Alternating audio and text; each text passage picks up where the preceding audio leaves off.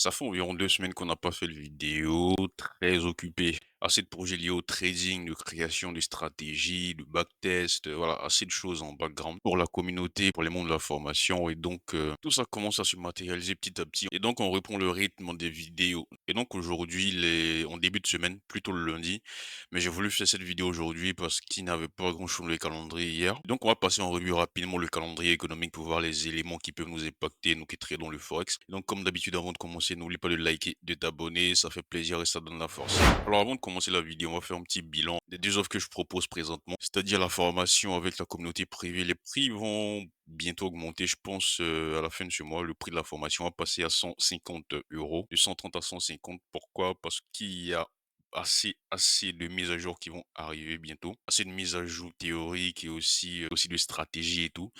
Et donc, le prix va augmenter tout simplement. Donc, à la fin de ce mois, le prix va passer à 150. Donc, ceux qui sont intéressés, toujours intéressés, n'hésitez pas à nous rejoindre. Et au fur et à mesure qu'il y aura des mises à jour, le prix va augmenter. Et aussi, par rapport au FF Swing Trader, ça, c'est le deuxième service que je propose. Ce service-là, c'est quoi? Bon, c'est le deuxième nom de description, hein. Je vais pas détailler ça. Vous pouvez accéder au deuxième nom de description pour arriver sur cette page-là pour plus de détails. C'est un article que j'écris généralement 3 à 4 articles par semaine, le lundi et le vendredi, voilà. Dans ces articles-là, je propose souvent des positions à prendre avec le raisonnement derrière. En fait, plusieurs buts à ces articles-là qui sont là. Je vous invite à lire tout ça. Et aussi, le prix de ce service, ça va augmenter à la fin de ce mois. Il n'y a pas longtemps que je l'ai lancé. Donc, pour l'instant, il y a des tarifs toujours qui sont disponibles comme prix de lancement. Je vous invite à en profiter avant la fin de ce mois. À la fin de ce mois, on va passer au prix de base, voilà, c'est-à-dire les 30 euros par mois. Donc, je vous invite maintenant à profiter de ça avant la fin de ce mois.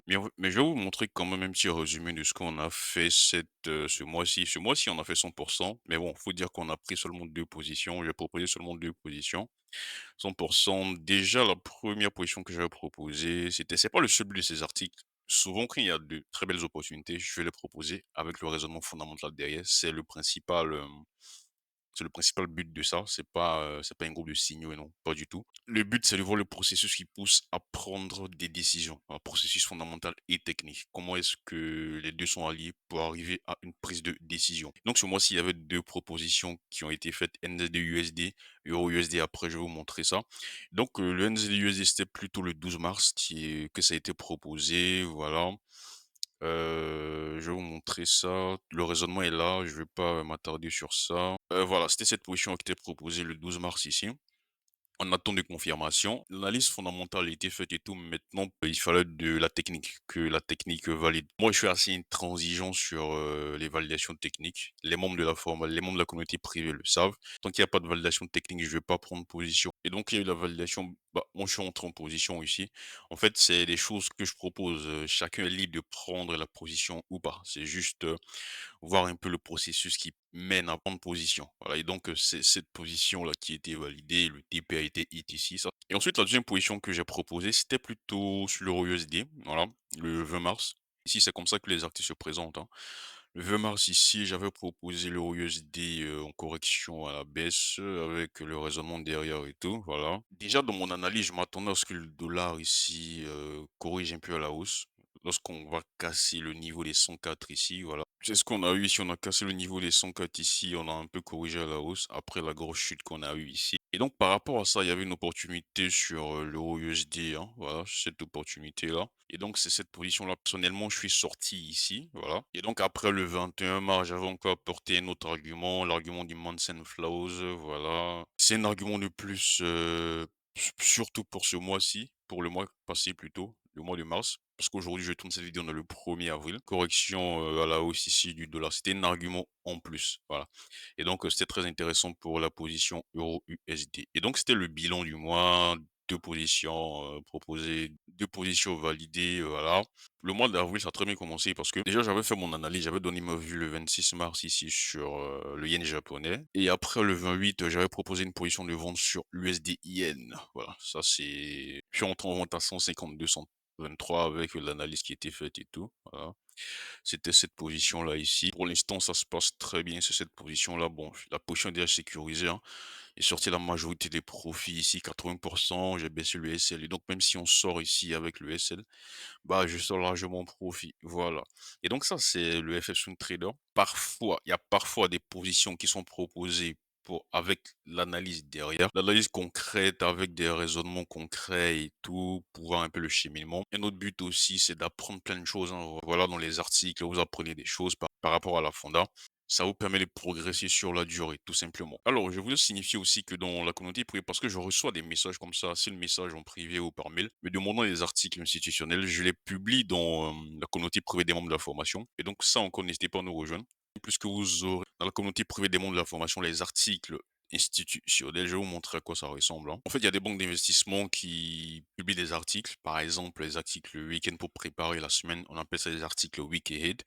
Et donc, ces articles-là ne sont pas, ouverts, au public comme ça, voilà. Faut prendre des abonnements, faut avoir des contacts et tout. Et donc je les publie dans la communauté privée des membres de la ces articles-là sont très, très riches en informations fondamentales. C'est assez détaillé, souvent, mais il y a des propositions de position. Si la banque d'investissement MUFG propose une opportunité de vente, d'achat plutôt sur l'USD-CAD.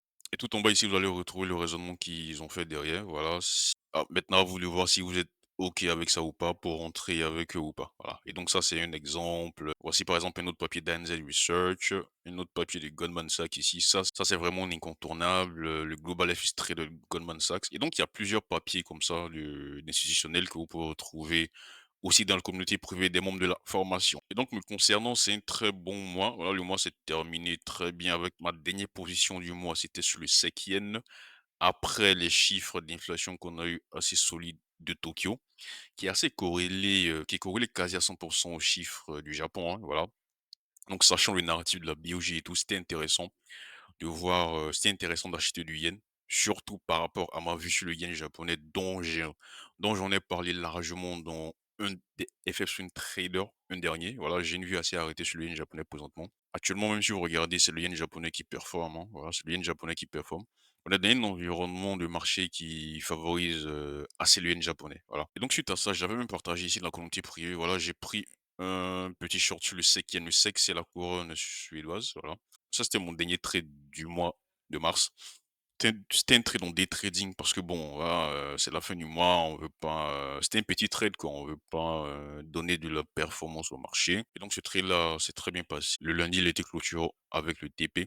Donc ça, c'était le dernier trade du mois et donc une fois qu'on a fait tout ce qui est mise à jour concernant, les 2 services que je propose, on peut maintenant passer au but de la vidéo. Alors hier, dans les calendriers économiques, il y avait pas grand-chose. L'élément le plus intéressant dans la journée, c'était plutôt les chiffres d'inflation en Allemagne, dans les différents États d'Allemagne et en Allemagne aussi précisément. Et donc les chiffres dans les différents États d'Allemagne ici étaient sortis plutôt globalement négatifs, mais pas avec assez de grosses déviations. Il faut dire aussi que cette semaine, c'est pas du tout le focus pour l'euro. Voilà, on va en parler tout à l'heure. Cette semaine, tout le monde attend les tarifs du 2 avril de demain, 2 avril, tout simplement. Donc hier, il y avait pas grand-chose dans les calendriers économiques. Des choses plutôt intéressantes ont commencé aujourd'hui avec la décision du taux en Australie. Bon, concernant ça, j'ai même pas suivi ça parce que je m'attendais pas du tout à quelque chose d'intéressant sortant de ça. Et aussi, c'était assez tard. Et donc, voilà. Ici, si vous regardez, le marché s'attendait globalement, ça c'était avant la réunion, le marché s'attendait à ce que ces taux-là soient maintenus, hein. Voilà, ici, vous voyez. Il y avait quasi 90% de chances. Le marché price, c'est quasi 90% de chances que les taux soient maintenus.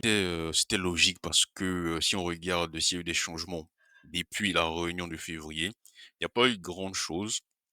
On a l'inflation qui est plutôt flat. Voilà, on n'a pas fait de gros progrès. On a plutôt l'emploi qui est assez chuté. Voilà, les récents chiffres d'emploi en Australie étaient dégueulasses, faut le dire. On a aussi eu un petit rebond de la croissance. Voilà, c'était plutôt intéressant d'un point de vue de données pure macro. Et donc, globalement, c'était pas des données qui nécessitaient un changement du taux d'intérêt ici. Et donc, ce qui aussi avait surpris, bon, pas tant que ça, hein, parce que présentement, comme vous le savez, on est en grande, grande, grande période d'incertitude. Venant des États-Unis avec tout ce qui est Trump et les tarifs, surtout les tarifs, voilà. Et donc, ça met vraiment les banques centrales dans une place avec des décisions assez compliquées. Et donc, en février, la Banque centrale d'Australie a baissé les taux, mais son ton ne suivait pas. Elle nous disait que voilà, les prochaines baisses de taux ne sont pas acquises. Voilà. Le marché, lui, est très ultra baissier. Voilà, il s'attendait à plus de baisses de taux, à ce que la Banque centrale nous guide davantage sur les prochaines baisses de taux et tout. Mais c'était pas du tout le cas durant la décision de taux de février. Et donc, elle est restée globalement sur le même principe, pas grand changement. Donc pour moi, c'était un quasi non-événement, cette décision de taux-là. Et donc pour plus de détails sur cette décision de taux, je vous invite à voir le débrief. Voilà, ça c'est une débrief de cette décision de taux-là du site Westpac IQ. J'ai pas trouvé mieux en termes de site qui propose de très très très bonnes analyses sur tout ce qui est dollar australien et dollar néo-zélandais. Et donc voilà, c'est une décision de taux classique. Non-événement, on va pas essayer de faire des choses extraordinaires alors que demain, il y a Trump qui va sortir avec tout ce qui est tarif réciproque et tout. Il appelle ça les jours de la libération. On va en parler tout à l'heure. Papier. Et donc, je vous invite à voir ce papier-là pour plus de détails. Alors, après la décision du taux d'aujourd'hui, au moment où je tourne, on a l'élément, voilà, l'élément le plus important de cette journée. C'est l'ISM manufacturier PMI aux États-Unis. Au moment où je tourne cette vidéo, c'est pas encore sorti. Mais c'est probable que lorsque la vidéo, sera sur YouTube, les chiffres soient déjà sortis. Mais on va en parler ici. Alors déjà, faut revenir par rapport au dollar. Par rapport au dollar, nous sommes toujours dans le narratif crainte de croissance aux États-Unis. Le vendredi passé, on a encore eu des chiffres hyper dégradés au niveau des sentiments des consommateurs, surtout pour l'Université de Michigan. Vous savez, l'Université de Michigan, ils font des sondages pour toutes les États-Unis. Voilà, c'est pas seulement pour le Michigan, c'est pour toutes les États-Unis. On a eu ici le sentiment des consommateurs qui a chuté. Voilà, on est passé à 57. Ça, c'était une révision. C'était une révision des chiffres précédents. On a chuté, on est passé à 57. C'est un plus bas qu'on n'a pas retrouvé. Ça fait assez longtemps, hein. Je vais partir en arrière pour voir. Voilà, on n'a pas été aussi bas depuis 2022. Voilà, novembre 2022. Peut-être, peut-être moins que ça d'ailleurs.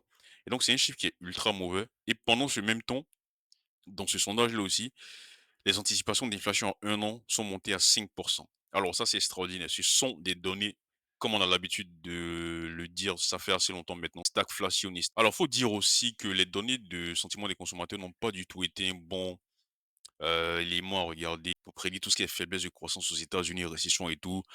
C'est pas du tout de bonnes données pour ça. Il y a même Powell qui l'a reconnu dans sa prise de parole lors du dernier FOMC pour dire qu'il y a quand même des choses aberrantes au niveau de ces enquêtes de confiance du consommateur. Il y a l'Université de Michigan qui le fait et aussi le Conference Board qui le fait. Et donc, c'est pas du tout des données sur lesquelles on peut se baser pour prendre quelconque décision sur la politique monétaire. On doit plutôt se baser sur des données concrètes. Voilà, tout ce qui est inflation, emploi, etc. Et donc, Powell a signifié lors de sa prise de parole du dernier FOMC. Et aussi, il faut dire que les données sur les enquêtes de confiance des consommateurs, ce sont des données qui sont un peu biaisées aussi, voilà. Pourquoi? Parce que ça, je vais partager dans la communauté privée des membres de la formation. Regardez ici, quand on fait un sondage au niveau de l'université de Michigan, l'enquête se fait auprès de personnes, voilà, quand on appelle pour poser des questions et tout, vous allez voir que globalement, il y a les démocrates qui répondent hyper sévèrement. Eux, ils sont vraiment pessimistes pour le futur, vous voyez? Cette grosse chute-là, regardez la pente. Ça, ce sont les démocrates. On peut dire que bon, ce sont des sondages. Si tu es démocrate, tu vas, avoir tendance à mal répondre parce que tu as Trump qui est au pouvoir, lui, c'est plutôt un républicain et tout, vous voyez? Donc tu auras tendance à mal répondre parce que tu as Trump qui est au pouvoir, tout simplement. Alors que quand vous regardez la pente des autres sondages, par exemple, les républicains ici, c'est moins prononcé ici, voilà, c'est moins prononcé que pour les démocrates ou même les indépendantistes ici. Regardez ceux des républicains ici, c'est moins prononcé par rapport aux démocrates qui chutent ici. Vous voyez? Et donc, on voit que ce sont des enquêtes qui sont quand même biaisées par tout ce qui est politique et tout. Mais dans les dernières données, quand on a vu que c'est quelque chose qui est partagé. Si vous regardez ce graphique, c'est quand même partagé que le sentiment des consommateurs se dégrade un peu partout, mais c'est ultra prononcé au niveau des démocrates. Et donc, ce vendredi, on a encore eu de très mauvais chiffres, voilà, au niveau du sentiment des consommateurs ici.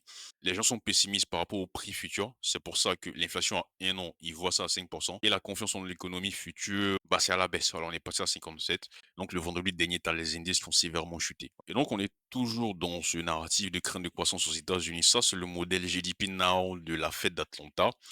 Ça, la Fed d'Atlanta, elle recueille les données, voilà, et elle donne en temps réel, en fonction des données qu'elle a, une estimation du PIB, de la croissance qu'on peut avoir à l'instant T dans le trimestre dans lequel on se trouve, vous voyez? Et donc tout a commencé ici, hein.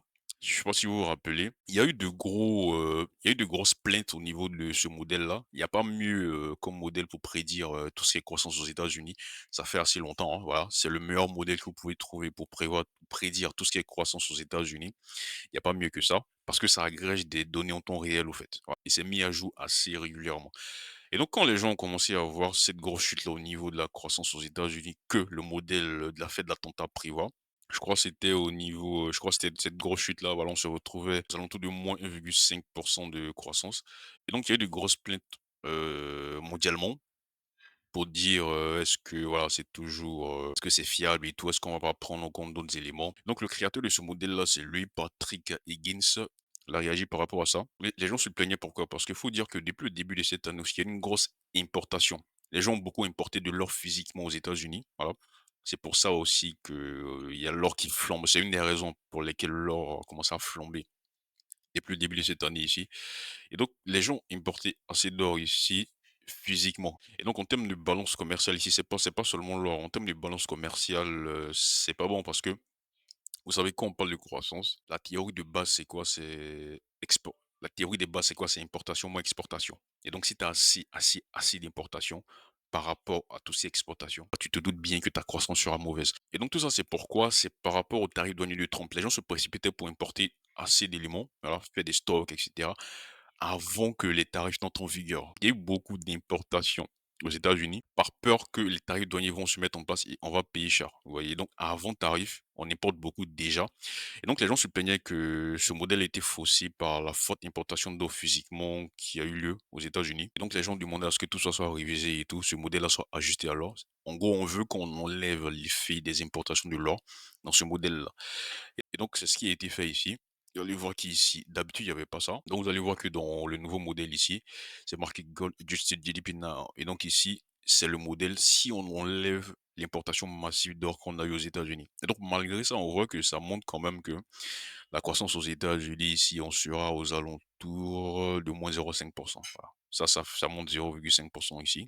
On voit que c'est toujours mauvais, mais c'est pas dramatique par rapport à ce qui, les moins 2,8% ici sans ajustement par rapport aux importations de l'or. Et donc on est toujours dans ce narratif-là, créant une croissance aux États-Unis, et cetera. Donc c'est ce qui a causé récemment chute des indices, le dollar qui a chuté, et cetera. Parce que c'est sorti de beaucoup de flux des États-Unis, on investit ailleurs, en Chine, en Europe, et ça coïncide en même temps avec le réveil de l'Europe en griffe au niveau de tout ce qui est relance budgétaire en Allemagne et en Europe. Donc, tu as les indices européens qui ont performé, tu as l'euro qui a performé. C'était la raison principale de la récente hausse de l'euro USD. Et donc, on est toujours dans ce contexte-là. Et donc, ce soir, on aura à 14 GMT les chiffres ISM manufacturier PMI. Alors, c'est pas le plus important aux États-Unis, c'est l'ISM service qui est le plus important. Pourquoi? Parce que les services, c'est plus de trois quarts de l'activité économique aux USA. Globalement, le marché s'attend à ce qu'on passe en zone de contraction. Regarde, c'est 50,3 et donc le marché s'attend à ce qu'on passe sous les 50 à 49,5 et donc ça, c'est grave, en fait. C'est-à-dire que le marché pense que le secteur manufacturier va passer en zone de contraction. Je vais vous montrer ici. Alors, je suis aussi en train de construire un modèle par rapport à ça. Tout ça va faire obligé de mise à jour de ma formation. Et donc, globalement, c'est pour vous expliquer comment ça se passe. En fait, il y a des données qu'on va regarder qui nous servent, qui peuvent nous servir de prédiction pour les chiffres qui sortent. Voilà, ISM manufacturier, ISM service, etc. Et donc, quand on regarde les sondages de plusieurs États, Dallas, Richmond, New York, Kansas, Philadelphie, au niveau des indices manufacturiers, on voit que globalement, pour ce mois-ci, tout est à la baisse, sauf celui de Kansas, vous voyez.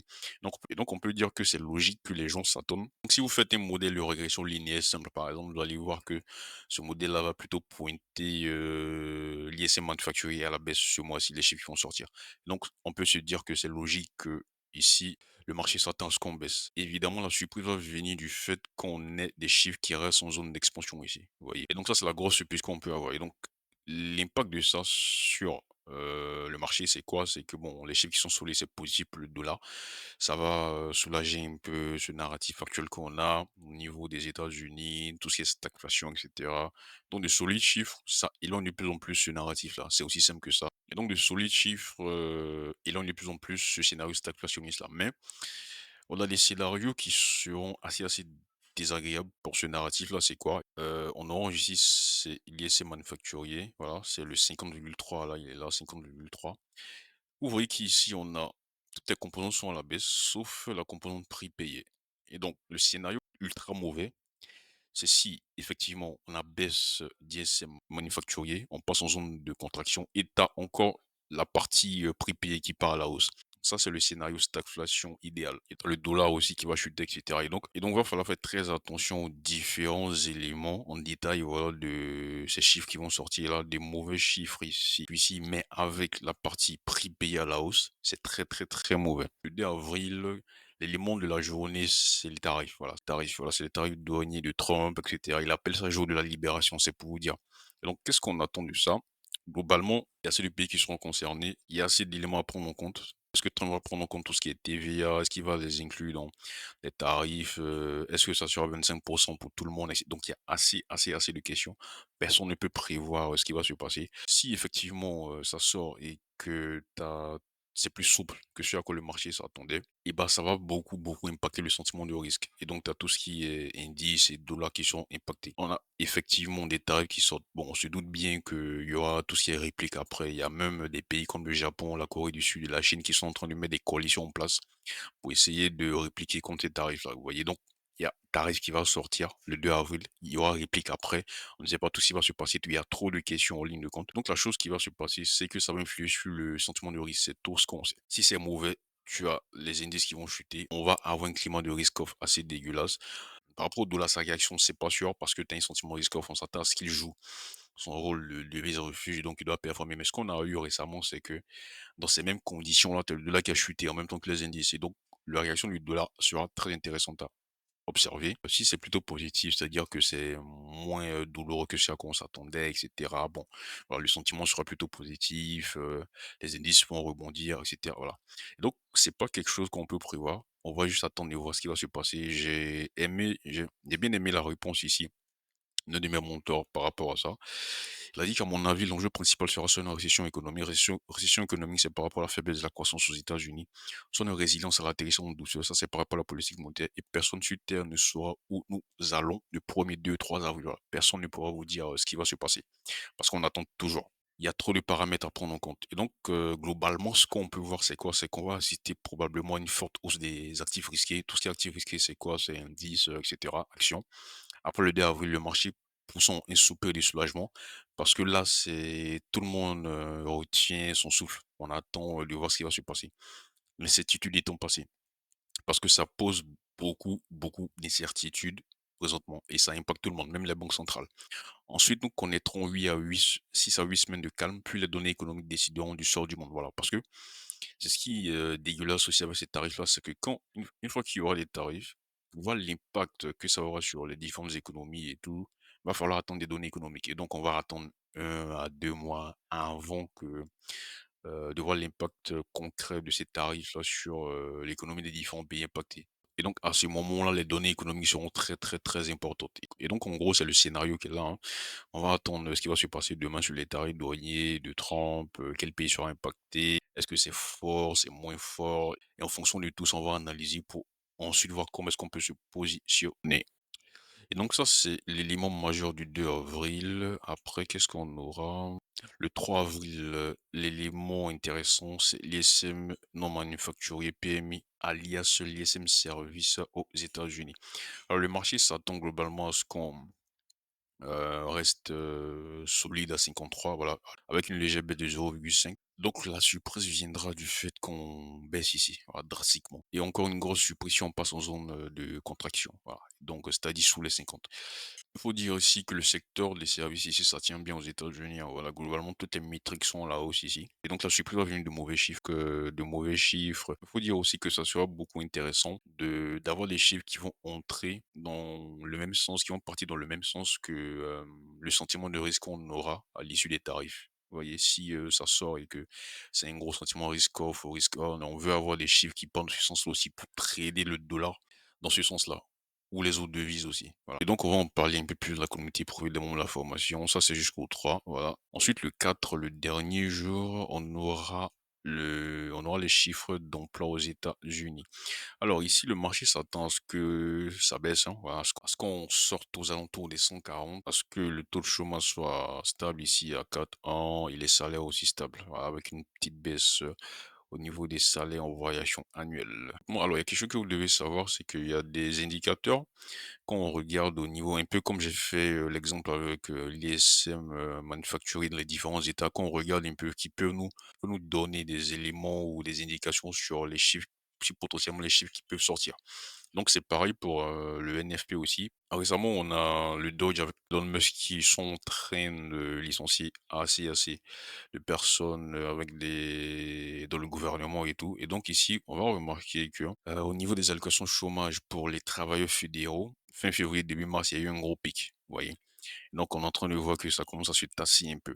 Ici, le cas simple, c'est si on sort sous les 100 en fait. Si on sort sous les 100 ici, voilà, ça c'est catastrophe et cetera. Le marché va mal le prendre et cetera. Et donc, si tu as des chiffres ici, NFP précisément, qui sort très bas, sous les 100 ou avoisinant les 100, le marché va se dire, tiens, malgré que ici, il y a les allocations chômage au niveau des jobs fédéraux qui commencent à baisser ici. Bon, là, on est quasi à des niveaux voilà, normaux ici. Voilà. Et donc, si tu as quand même le NFP qui chute au niveau des 100, on peut se dire que le marché va se dire que c'est globalement les jobs dans le secteur privé qui sont en train d'être supprimés. Vous voyez, qui n'ont pas été créés plutôt. Vous voyez. Et donc ça, c'est le pire scénario, en fait. C'est le pire cas. C'est-à-dire que tu as le NFP qui va sortir bas. Ici, le pire cas, c'est si on sort sous les 100. Voilà. Imaginons qu'on sorte aux alentours des 100 ici. Le marché va se dire, tiens, récemment, on a une décroissance au niveau des allocations, chômage, des jobs fédéraux. Ça veut dire que les licenciements se font de moins en moins ici, voilà. Il y a eu un pic au niveau fin février, début mars. Mais malgré ça, tu as quand même les chiffres ici de mars qui sortent ultra à la baisse. Et donc, on va se dire que c'est dans le secteur privé que ça revient tout ça. Et donc, ça, c'est encore mauvais, au fait. Vous voyez, donc ça, c'est le pire scénario au niveau de ce NFP-là. Mais bon, on va en parler un peu plus en détail aussi de la communauté privée des mondes de la formation. Et après, ça, on va clôturer avec les chiffres d'emploi au Canada. Bon, je ne vous cache pas que ces chiffres-là vont vraiment dépendre. La manière dont on doit regarder ces chiffres vont vraiment dépendre selon moi, pour du trading, court terme, hein, très court terme, par exemple en scalping et tout, ça va vraiment dépendre, des tarifs qu'on aura le 2 avril, vous voyez? Et donc c'est pas la peine de s'attarder sur ça et on va terminer avec, les membres de la Fed. Donc pour eux ici, ça sera très intéressant de voir ça poser par rapport aux chiffres d'emploi qu'on va avoir ici, par rapport aux chiffres ISM, services, manufacturiers et aussi les tarifs de Trump. Voilà et donc ça, c'est un rendez-vous à ne pas du tout manquer, surtout pour elle ici, en fin de semaine et donc j'espère que cette vidéo était assez claire. S'il y a des questions, laisse-les en commentaire et on se dit à très bientôt.